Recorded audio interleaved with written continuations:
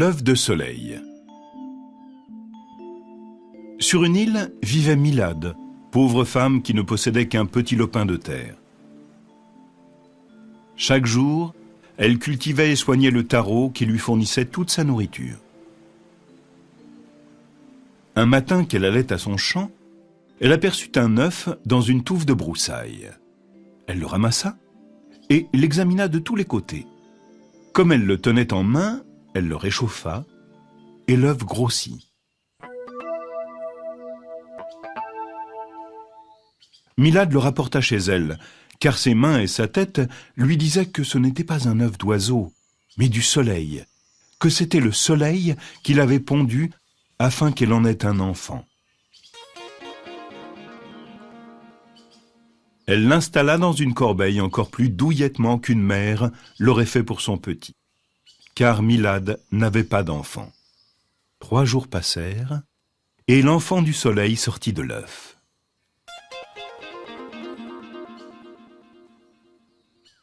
Elle l'installa au-dessus du feu pour qu'il pousse vite. Il poussa comme une tige de bambou, et bientôt il devint un gamin du nom de Terkelel, puis très vite, un adolescent.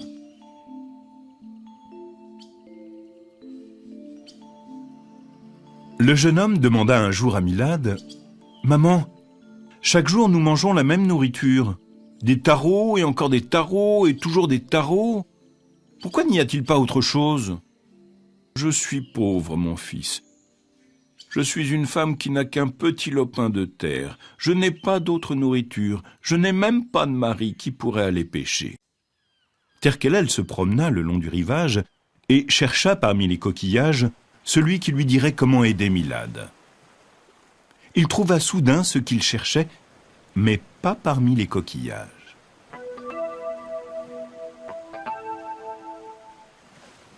Terkelel plongea dans la mer et nagea, très très loin. Puis il plongea, la tête la première, et s'enfonça, jusqu'à arriver profondément sous l'île. Comme un ver, il remonta en perçant la terre de toute l'île et déboucha sous l'arbre à pin qui ombrageait la cabane de sa mère. Il fora d'abord son tronc, puis ses branches, et tandis qu'il avançait ainsi, derrière lui jaillissait l'eau de la mer, entraînant avec elle les poissons. Il nageait dans les creux de l'arbre et des branches, puis retombait devant la maison de Milad. Maintenant, la femme et le jeune Terkelel avaient du poisson à ne plus savoir qu'en faire. Ils en avaient tant qu'ils en donnaient aux gens qui n'avaient pas assez à manger. Le poisson était abondant. Mais sur l'île vivaient des gens qui ne supportaient pas le bonheur des autres. Leur cœur était rempli de jalousie.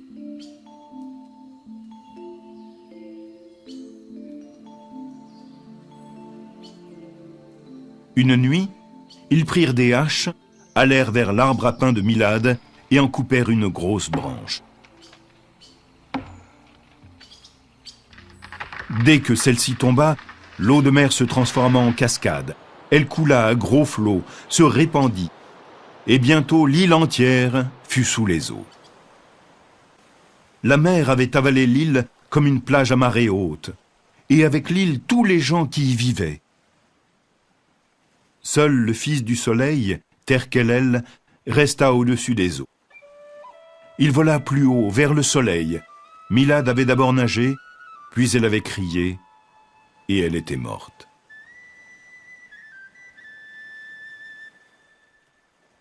Terkelel monta jusqu'au ciel. Dans sa tête résonnaient les cris de Milad, sa mère.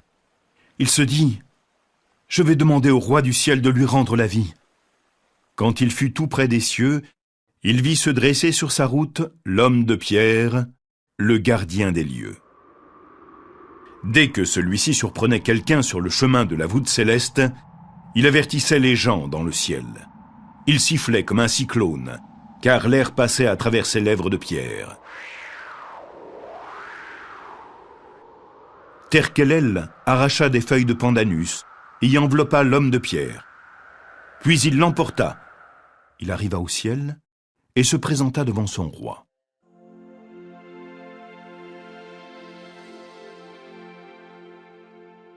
Il lui dit, Roi du ciel, donne-moi la force vitale, afin que je puisse l'insuffler à Milad qui est morte. Elle était ma mère, et je ne veux pas qu'elle flotte sur la mer et ne me parle plus. » Le roi du ciel lui donna la pierre de vie. Puis il dit, « Si tu poses la pierre sur le corps d'un homme, cet homme sera immortel. » Terkelel prit la pierre et s'en alla au-dessus de la mer où flottait le corps de Milad.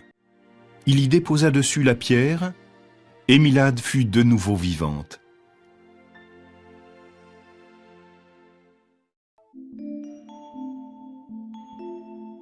Puis ils nagèrent rapidement vers l'île, où ils vécurent ensemble comme mère et fils. Pendant ce temps, le roi du ciel demandait où était l'homme de pierre, car il y avait longtemps qu'il ne l'avait plus entendu siffler. Il envoya ses 7 esprits, et ils constatèrent que l'homme de pierre avait disparu. Où? Ils l'ignoraient. Ils se présentèrent devant le roi, qui leur dit, « Eh bien, faites ce qu'il faut pour le retrouver. Où qu'il soit, allez vite le chercher, et rapportez-le-moi. Celui qui l'a volé sera puni. »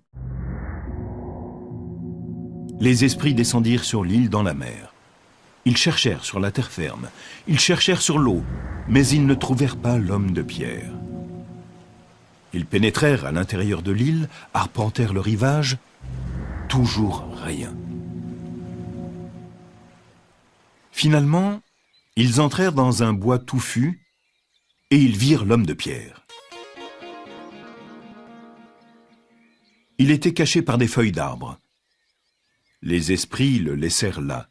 Ils voulaient d'abord retrouver et punir le voleur. Soudain, ils arrivèrent devant la cabane où habitaient Milad et Terkelel, le fils du soleil. Les esprits s'approchèrent de la femme et dirent, « L'homme de pierre est là, dans le bois, derrière ta cabane. Qui a fait cela? Qui l'a apporté du ciel pour le planter dans le bois? » Milad tremblait comme un arbre quand il sent le souffle de la tempête. Puis elle dit, « C'est mon fils Terkelel qui l'a apporté. » « Amène-le ici. La punition l'attend au pays du ciel. » Milad entra dans sa cabane. Elle avait des tranches de taro fraîchement cuites. Elle les farcit de poisson. Dans le taro brûlant, le poisson avait bouilli et un parfum puissant et délicieux monta jusqu'au plafond. Puis Milad sortit devant la cabane et donna du taro farci de poisson à chacun des 7 esprits.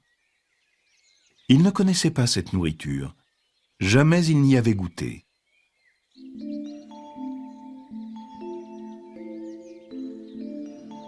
Ils la trouvèrent extraordinaire et dirent qu'ils n'avaient rien mangé d'aussi bon. Quand ils eurent fini, Milad leur dit, « C'est mon fils Terkelel qui a apporté l'homme de pierre, mais seulement pour ne pas pleurer ma mort. Il s'est rendu au ciel, puis il a ranimé mon corps qui était mort. » Les esprits ne dirent rien, trop occupés par le souvenir de la bonne nourriture. Ensuite, ils s'envolèrent vers le ciel avec l'homme de pierre, et le châtiment se noya dans la mer.